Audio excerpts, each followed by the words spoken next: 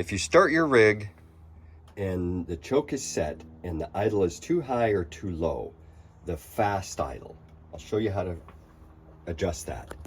It's kind of hidden. Now on this Holley carburetor, your regular idle or curb idle screw is this guy right here. That's not what we're talking about. This is what you use once the vehicle is warmed up. But if the choke is set, like it is now on this, see this is closed, and your idle is too fast or too slow, called the fast idle, there's a screw up under here. It's hidden, it's a pain in the ass to get to. Let me set the camera up and I'll show you how to do it really easy. Okay, here we go. The screw is going to appear as I get this set up here.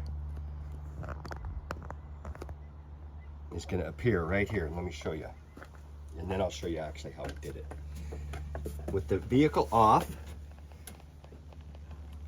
push the accelerator all the way with one hand, and then notice this screw just showed up right here. Right there. It's a 1/4 inch to adjust it.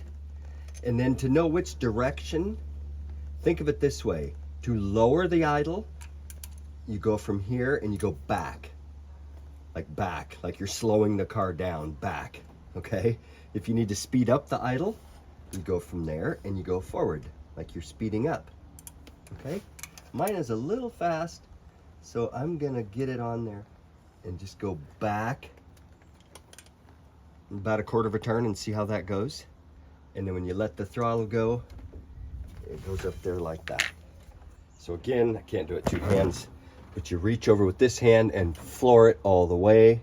That's what exposes that screw here. That's why you don't do it when it's running. And then also get yourself all set up, because every time you do that, you get a squirt of fuel from your accelerator pump. And if you do it a bunch of times screwing around, you'll flood it, okay?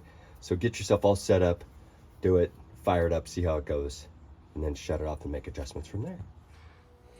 Okay, let's see how we do.